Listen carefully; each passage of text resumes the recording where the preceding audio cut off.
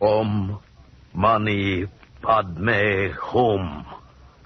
The Green Lama strikes for justice. And now we bring you another exciting adventure taken directly from the files of Jethro Dumont, the wealthy young American who, after 10 years in Tibet, returned as the Green Lama to amaze the world with his curious and secret powers in this single-handed fight against crime. I am Tulku. When Jethro Dumont returned to America from my country, Tibet, to become the Green Lama, it was my duty and pleasure to serve him. Oh, many have wondered why Jethro Dumont is called the Green Lama. Jethro Dumont is a Lama because of his great wisdom and powers of concentration. And the Green Lama because green is one of the 6 sacred colors and is the symbol of justice.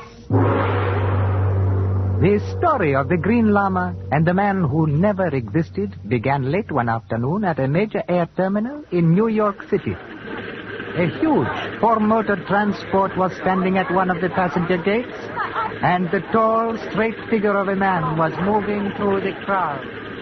I want a statement, Mr. Dumont. How long are you going to be in town? Are you here for a new case? One question at a time, please. First, I live here, so it's difficult to say how long I may stay.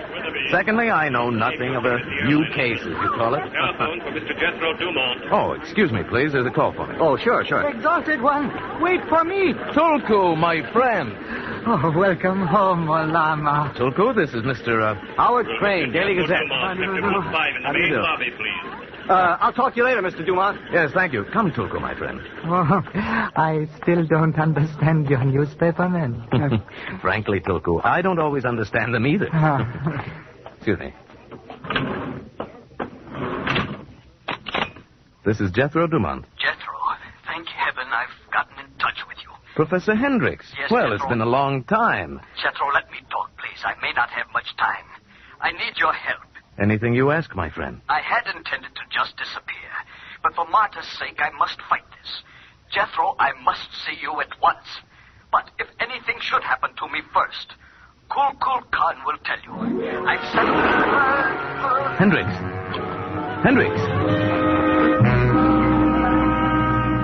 And that's why I thought we'd come straight to the apartment, Tulku. But that's the 6th phone call without getting any hint of where Hendricks was when he phoned. May Tulku make humble suggestion? Of course, Tulku. What is it? This Professor Hendricks was an old friend of yours, Well, the Lamas of Tibet who have gone through the ordeal of silence, and this includes you, Exalted One, can use the Dugta ritual, which enables one to see with the mind's eye a friend who is at a great distance. Yes. I'll get it, Tulku. Hello?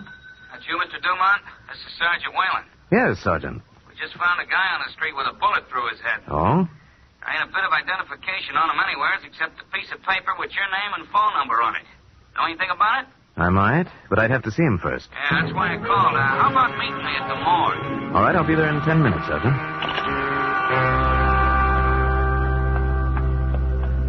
Hello, Mr. Dumont. Hello, Sergeant. You remember Tulku? Oh, yeah. Hiya, Booty. Hello. What about this man you found, Sergeant? Right over here, Mr. Dumont. There. That's him. It's Professor Harlan A. Hendricks. Professor Hendricks was a very well-known archaeologist, specializing in the primitive ruins of the early Indians of Mexico. Must have been robbed, which is why he was carrying no identification. Still, he needs no identification. He was very famous. And also very dead. What do you want? Nothing from you. My city editor told me to keep an eye on Dumont and I'd get a story. Crane, did you ever hear of a Professor Hendricks? No. Oh, well, I guess there's nothing to do but get on the phone and see what else I can dig up on this Hendricks guy. And that makes call number 13. You say the stiff is Professor Hendricks and he was born in New York City, but the city hall ain't got no record of his birth. You say he used to drive a car here, but the Motor Vehicle Bureau says it never issued a license to nobody with that name. Except for you, Mr. Dumont, Professor Hendricks never existed. Sergeant, the Museum of Primitive Art has been showing some of the professor's discoveries. The director of the museum should know him well enough to identify him. Yeah, that's a good idea. Let's run up there right now. I think I'll go along with you. All right, Mr. Crane. You're hanging it crookedly. Hey, you. It's what is it? Who are you? Fillmore Merton, director of this museum, and I don't care for your tone. Oh, well, that's too bad. I'm Sergeant Whalen, New York Police. This is Mr. Crane. How are you? Mr. Dumont. Dumont? Mr. Jethro Dumont, the Green Lama? Yes, I'm the Green Lama. Well, you know, I've always followed your exploits in the press with keen interest. All right, now, just a minute. This is a police inquiry, Mr. Merton. Kindly speak when you're spoken to, you policeman. I think you better answer the sergeant's questions, Mr. Merton. This is a very serious matter. Yeah, you bet it is. Now, Merton, you ever hear of a guy named Hendricks? Harlan Andrew Hendricks? Well, of course. He quite recently discovered a Maya temple in Mexico with some extremely rare pieces of Maya wood carving in a perfect state of preservation. Now, we've been having an exhibit. I do not want to lecture. Just tell me when you saw Hendricks last. Oh, I never saw him. Well, then how do you know him? Well, by correspondence, of course. In fact, I had a letter from him only yesterday. I'm leaving tonight to visit him at his excavation near Mexico City. You mean you didn't know that Hendricks was in New York City? Oh, that's quite impossible. Huh? Well, somebody murdered him here this morning. Oh, dear. This is such a frightfully upsetting day. First the robbery last night, and now the... Robbery? What robbery is that? Well, it's just that someone broke in and made off with one of our best pieces from the Mayan exhibit belonging to Professor Hendricks. What was stolen, Mr. Merton? A piece of Mayan wood carving. A very fine Kukulkan. Now, Kukulkan was Of course, I remember. Kukulkan was the great Mayan creator god and was usually represented as a feathered snake. Yes. Of course, that's it. And you say it was stolen last night. That's right, Mr. Dumont. Well, under the circumstances, Mr. Merton, I guess you won't need to make your trip to Mexico. Oh, there will still be details to work out concerning another exhibit of the things he's already uncovered. I suppose I can still make arrangements with the professor's daughter in Mexico. Oh, he's got a daughter there? What's her name? Miss Martha Hendricks, I believe. One moment.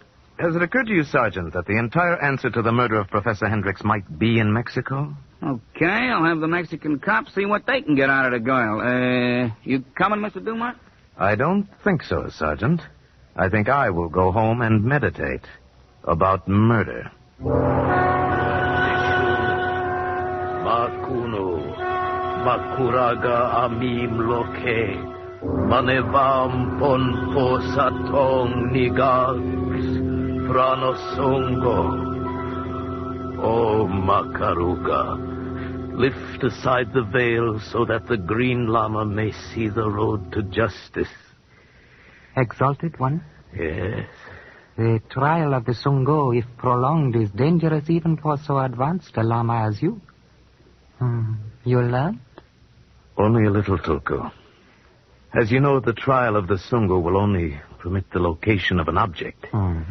By concentrating on the Kukulkan, I saw a great excavation, and lying on a desk somewhere near, there was the Kukulkan. An excavation? Then it must be the one in Mexico where Professor Hendricks worked, huh? Yes, I think so. I believe Hendricks mailed the Kukulkan to himself. It is this wooden figure, Tulku, which in some ways holds the solution to the murder. Then the murderer will wish to reach the Kukulkan and destroy it. Yes. So the Green Lama must reach Mexico City and the Kukulkan before the murderer. It is written that each man's home is furnished with his own secrets. And therefore, much earlier, I took the liberty of packing your suitcase and making one reservation on the plane for Mexico City. Tulku, my friend, I don't know what I'd do without you. You always anticipate what I'll do long Tulku. Someone visits our humble home without benefit of door. That was the warning bell from the window in the north bedroom. We must welcome our guest, Tulku. Turn out the lights. It is truly written that darkness makes the best armor for the unarmed man. I'll stand by this door and you take that one, Tulku. It is done. Om Mani Padme Hum.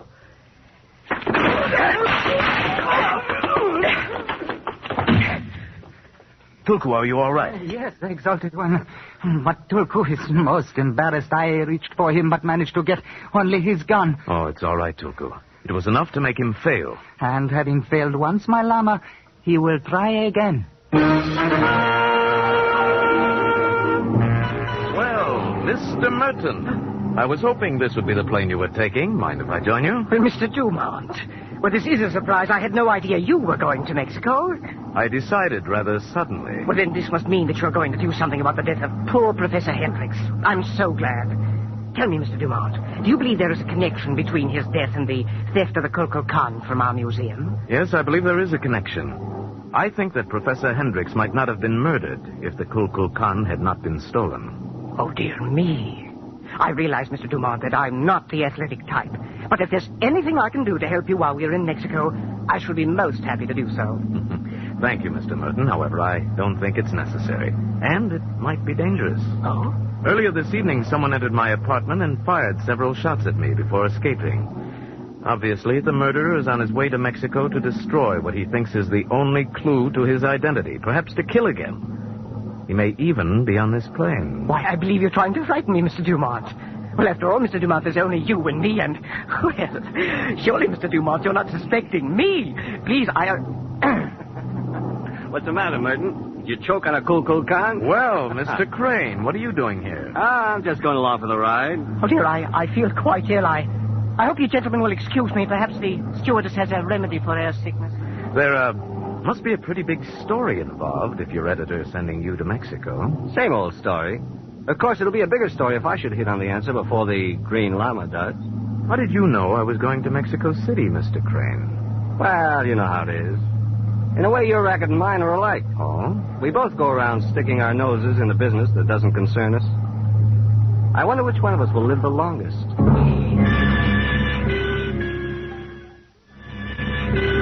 Mr. Dumont, I have a taxi if you'll care to share it. I'm going to the Toledo Prosado. No, thank you. I have reservations at another hotel.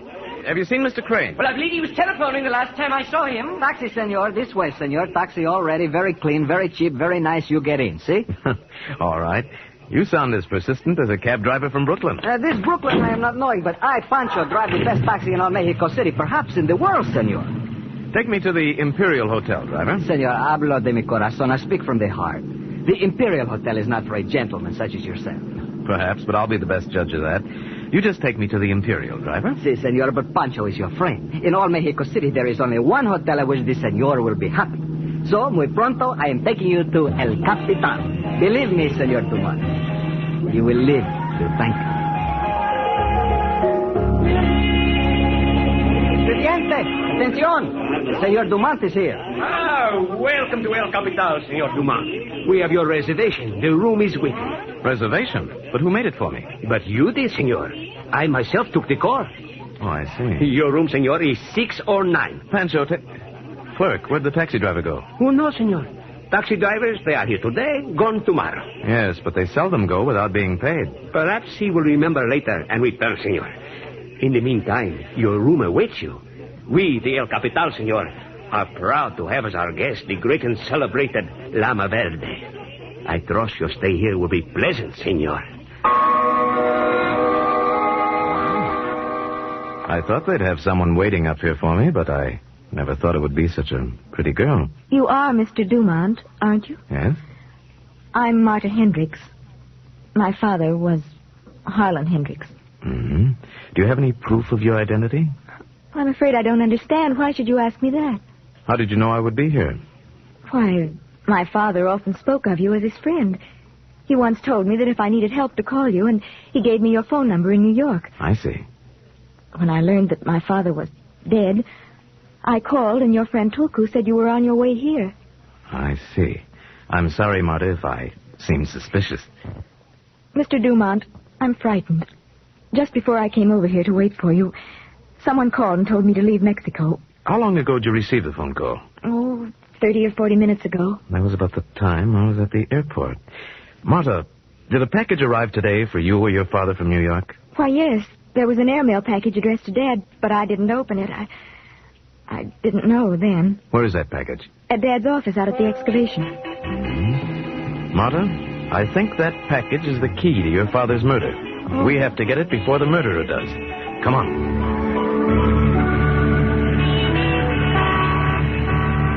Senor, senorita? Oh, Pancho. I knew the senora would soon be looking for the best taxi driver in all Mexico City. I am at your service. Hello, Pancho. Marta, do you know this man? Yes. Pancho was Dad's favorite taxi driver. Si, senor. We are old friends. Then perhaps we can clear up the reason why you practically kidnapped me at the airport. It is of simplicity, senor. The Senor Hendricks was murdered, no? The Senor Green Lama wishes to catch the murderer, no? The Senor Green Lama is well known. Even the most ignorant peon here knows of his greatness, and he makes reservation at the hotel in Mexico City. Perhaps the murderer tried to kill the Senor Green Lama too, no? So Pancho and Senorita Hendricks fix him up at another hotel and fool the murderer. Just like the great Senor Felipe Marlowe I hear on the radio. He's clever, no? He's clever, yes. Marta, do you have a car? Yes. Good. Pancho, you can drive us to where Miss Hendricks keeps her car, and then you can do something else for me.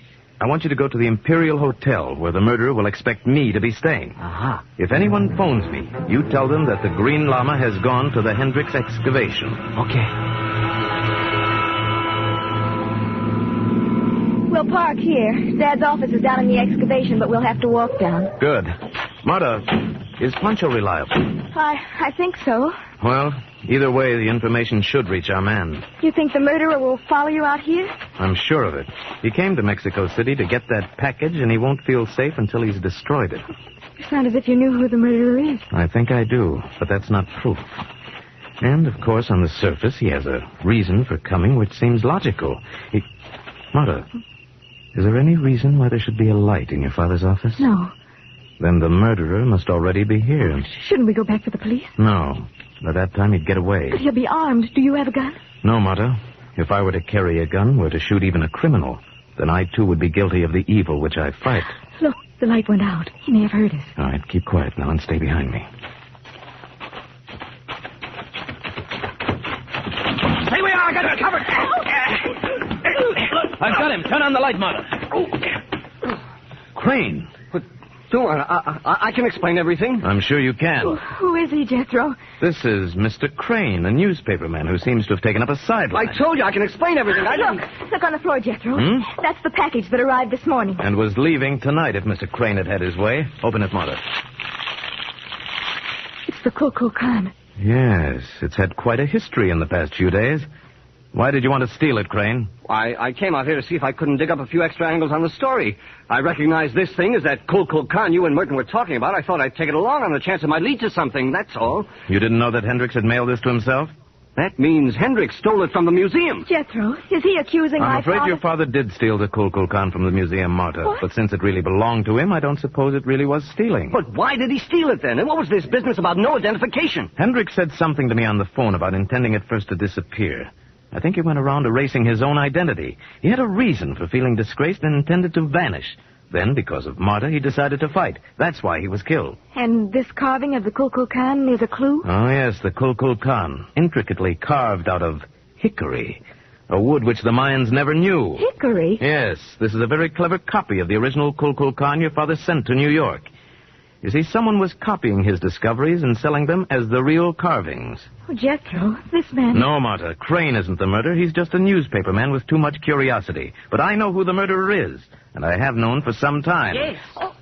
Yes, the so clever Green Lama, who knows all and sees all. No, don't move, any of you. Mr. Merton, what are you doing? I was wondering when you'd get here, Mr. Merton.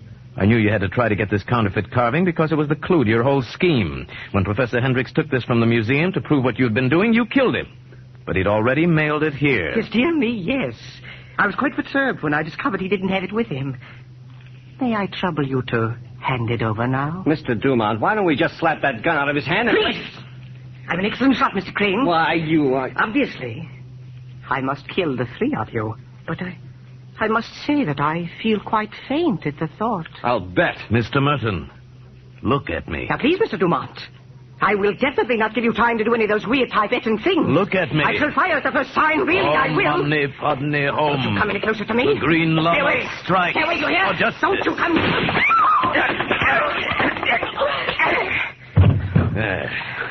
Oh, boy, that's some right you packed, Dumont. He's out like a light. Jethro, are you all right? He fired right at you. Yes, I'm all right, Marta. And the murder of your father is brought to justice. And all because of this little hunk of wood. Boy, what a story! Yes, he was trapped by the feathered serpent god, just as Hendricks must have known he would be when he said, "Ask Kukulkan." You call me, senor? Pancho. No, what made you think I called you? I heard you say, ask Kukulkan. That is me, senor. Pancho Kukulkan. What? The Senor Hendricks named me when he first come here. You? Yes, Dad named him Kukulkan because he thought Pancho brought him luck in finding this excavation. Then maybe Hendricks meant Pancho when he said, "Ask Kukulkan." But what did he mean by that, Pancho? The Senor Merton. Senor Hendricks told me how this one was ruining his good name with the little wood carvings. Why didn't you tell me this before, Pancho? You did not ask, senor. Well, the next time I'll know better. Pancho, I think I'll let you deliver Mr. Merton to the police. It will be the great pleasure, Senor Green Llama. The Senor Merton hired me to bring him out here, and then before I could warn you, he struck me over the head with my own wrench, senor. This is the big insult. Jethro. Must you go back to New York so soon? I'm afraid I must, Martha. But how can I ever thank you? You've been so wonderful. Oh, I've only done that which the Green Llama must continue to do. Jethro, there's no reason for me to stay in Mexico now. Maybe I'll come to New York soon. Yes. Why don't you? Until then, goodbye, Martha. Om Mani Padme Hum. The Green Llama strikes for justice. The Green Llama, starring Paul Frees, is produced and directed by Norman MacDonald. Tonight's story was by Jethro Dumont, as told to Richard Foster and William Froug. Tulku is played by Ben Wright, and the special music is by Richard Arant. This is Larry Thor speaking, and this is CBS, the Columbia Broadcasting System.